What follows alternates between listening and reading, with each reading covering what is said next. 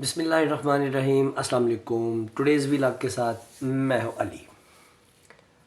آج ویلاگ کرنے سے پہلے میں آپ کو ایک بات بتاتا ہوں.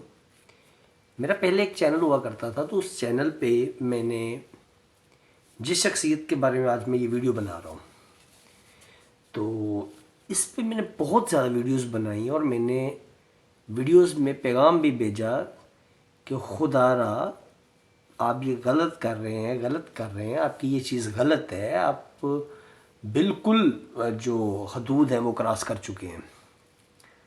خیر، وہ کرنا یہ ہوتا ہے کہ ہم کچھ عرصہ یا تو میں اس کی طرف توجہ نہیں کی میں نے، لیکن وہ اب کا جو میں نے کلپ دیکھا ہے جو ابھی ریسنٹلی وائرل ہوا ہے، وہ کلپ آپ بھی دیکھیے گا. تو اس کلپ کو دیکھنے کے بعد میں اس نتیجے پر پہنچا ہوں کہ قرآن مجید کے مطابق کہ ان کے آنکھیں بند، کان بند، ان کے لیے ہدایت جو ہے وہ میرا روک دی جاتی ہے کہ ان کو یہ قابل ہدایت بھی لوگ یہ نہیں لیتے، اور پھر ان کی رسی دراز کر دی جاتی ہے اور پھر ایک ہی دفعہ کھینچی جائے گی جو عذاب کی صورت میں ہوگی. آئیے پہلے میں اب کیا کہوں، اس کی یہ ویڈیو دیکھیے، اس کے بعد میں آپ سے گفتگو کرتا ہوں. نہیں چکی جاندی تھوڑی آ جاؤ گے بھاجن جی سائڈ تے بیٹھے تسی مہربانی فرماؤ. اگر امام حسین بادشاہ نے تمہیں سارے عزت دیتی ہے، اگر سمجھ دو کہ حسین بادشاہ ہے تو مہربانی فرماؤ گیا. نہیں اگے نہیں آن گے، میں اتوں باہر کر دیں گا. مہربانی فرماؤ. چلو جی اندر امام حسین بادشاہ کی عزت ہے ہو گیا آ جائے، جہاں یزید کی طرفوں آیا اتنے ہی بیٹھا رہے. نہیں آنے اجے بھی نہیں آن گے یزید والے. او بھائی جان ادھر کیوں کھڑے ہو گلاں کر رہے ہو؟ یا جگہ چھوڑ دو یا آگے آ جاؤ. ذکر دی عظمت تھوڑے ذہن چ ہے نہیں. مہربانی فرماؤ، جگہ چھوڑو، اگے آؤ، اگے آ جاؤ. بھائی جان تسی یہ ہے جناب کامران بی اے، ذاکر کامران بی اے. میں اہل بیت علیہم السلام کا نام نہیں لوں گا اس کے ساتھ، کیونکہ یہ اب اس نے حرکت کیا کی ہے، جس چیز پہ سارے لوگ زیادہ چیخے ہیں کہ اس نے پھر مومنین کو جو ہے نا وہ یزید کہہ کے مخاطب کیا ہے، یا یزید کا حامی کہہ کے مخاطب کیا ہے، جبکہ اس لعنتی انسان کو پتہ ہے کہ کچھ عرصہ پہلے منتظر مہدی جیسے لعنتی شخص نے 100 روپیہ اٹھانے پہ ایک مومن بچے کو، مجلس میں آئے ہوئے بچے کو یزید کہہ دیا. اور اس کے ساتھ کیا حشر ہوا اس لعنتی کے. میں تہ دل سے ان لوگوں کا، ان انجمنوں کا یا ان افراد کا شکر گزار ہوں جنہوں نے اس کے اشرے جو ہے وہ کینسل کر دیے. ہم اس شخص کو ممبر امام حسین علیہ السلام پہ نہیں لے کے آئیں گے کہ جس کا کردار یہ ہے کہ وہ مجلس میں آئے ہوئے بچے کو 100 روپیہ، اور اس نے چوری نہیں کیا، سب کے سامنے وہ اٹھایا. بچے ہیں، شرارت کرتے ہیں نا یار، تو اس نے اٹھایا اور اس کو یزید کہہ دیا.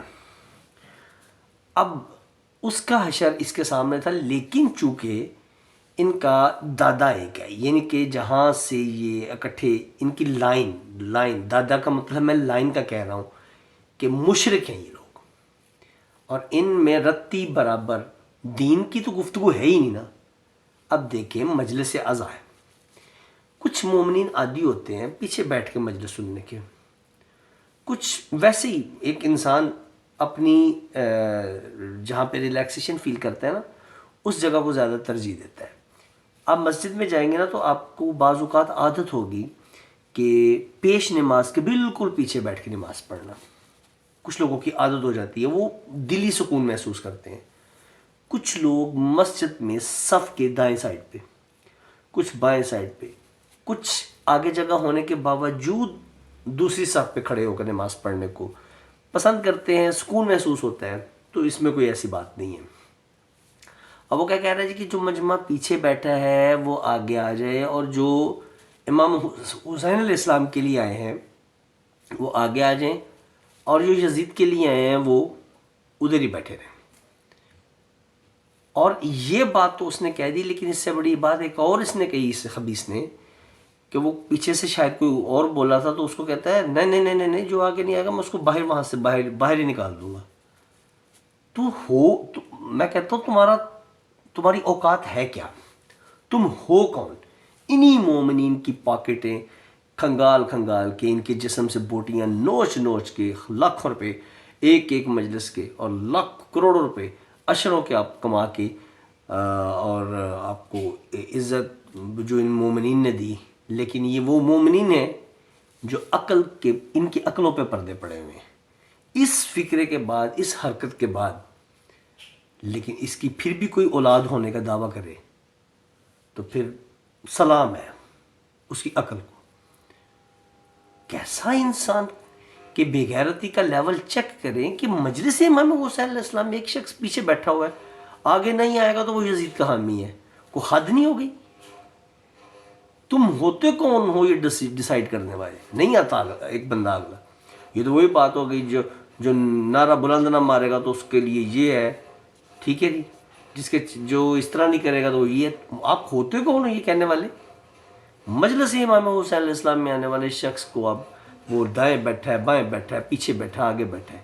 تم کون ہوتے اس کو کہنے والے؟ آگے آنے والا حسینی اور پیچھے بیٹھنے والا یزیدی. تم اپنا کردار دیکھو، اپنی شکل پہ دیکھو کہ خدا کی لعنت برسی ہوئی ہے تم پہ، کیونکہ تم مشرک ہو، تم اسلام سے باہر جا چکے ہو اور شیعت کے چہرے پر ایک بدنما داغ. اس لیے میں کہہ رہا ہوں شیعت کے چہرے پہ بدنما داغ ہو، کیونکہ آج بھی شیعہ ممبروں پہ کھڑے ہو کر تم مجالس پڑھتے ہو.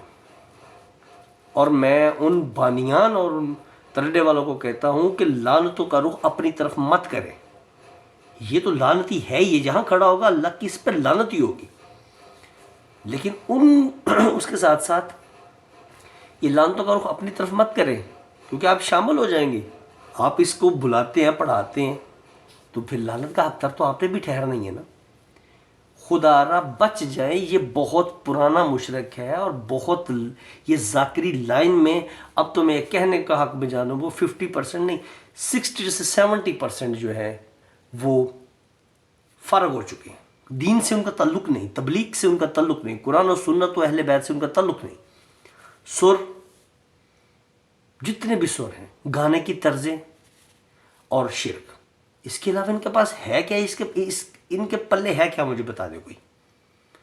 خدا کے لیے ان جیسے مشرکوں سے اپنے مولا کی مجالس کو پاک کریں، ان کو باہر نکالیں اور مولا کی مجلسوں کو پاک کریں. جو اس مجلس کا تقدس ہے اس کو بحال کریں.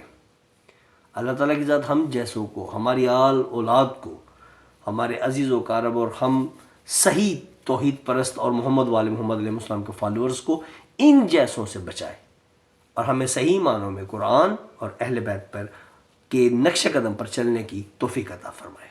انٹل نیکسٹ ویڈیو، اللہ حافظ.